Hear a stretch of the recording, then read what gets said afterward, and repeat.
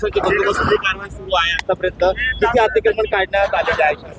आतापर्यंत जी आपण कारवाईची सुरुवात केलेली आहे ती केम्ब्रिज चौकापासून EPI कॉर्नरपर्यंत आपले करण्याची आज नियोजन आहे आणि त्या याच्यामध्ये नियोजनानुसार महानगरपालिकेचे 350 कर्मचारी या कारवाईसाठी उपस्थित होते आणि सर्वात महत्त्वाचं म्हणजे पोलीस विभागाने अत्यंत चांगलं आम्हाला सहकार्य केलेलं आहे आणि तब्बल 400 पोलिसांचा फौजफाटा आज या ठिकाणी माननीय पोलीस कमिशनर सरांनी आज उपलब्ध करून दिला।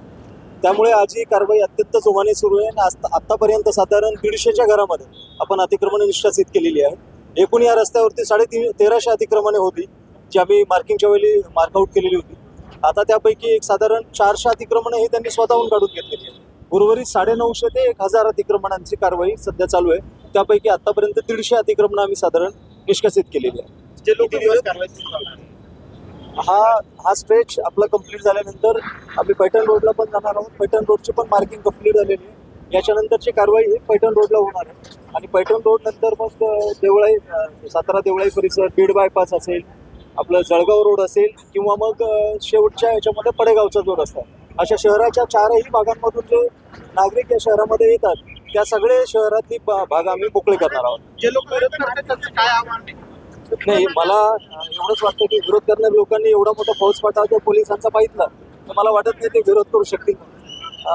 जर त्यांनी कारवाईमध्ये अडथळा आणण्याचा प्रयत्न केला तर निश्चितपणे त्यांच्यावरती महानगरपालिकेने FIR दाखल करावा असं उच्च न्यायालयाने निर्देश दिलेले आहेत आणि त्याचबरोबर माननीय उच्च न्यायालयाने हे पण निर्देश दिले की ते स्वतः कोर्ट ऑफ कंटेम्प्टचा त्यांच्यावरती गुन्हा दाखल करतील। त्यामुळे माझी विनंती आहे आणि आपल्या सर्वांच्या माध्यमातून शहरातील सर्व नागरिकांना विनंती आहे की कारवाईमध्ये अडथळा आणू नये, सहकार्य करावं, आपली आर्थिक नुकसान होणार नाही याच्यासाठी आपण सर्वतोपरी आम्हाला सहकार्य करून शहराला एक नवीन ओळख मिळवून देण्यासाठी प्रयत्न करावे। धन्यवाद। अतिक्रमण काढली जात आहेत आज काय?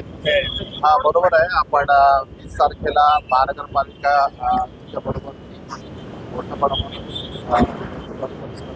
अतिक्रमण इथे काढली।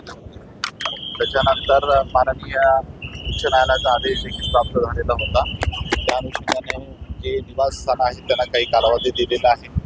त्या अनुषंगाने बाकीचे सर्व कमर्शियल जे काही एन्क्रोचमेंट झालेले आहेत माझ्यामध्ये 60 मीटरपर्यंत तर त्याप्रमाणे सर्व जे आहेत ते सर्व महानगरपालिकेकडून काढण्यात येत आहेत आणि छत्रपती संभाजीनगर पोलीस आयुक्तालयातील आमचे सर्व ACP त्याचबरोबर आमचे अधिकारी जवळपास 25 पोलीस अंमलदारांच्या या ठिकाणी RCPचे बंदोबस्त आहे।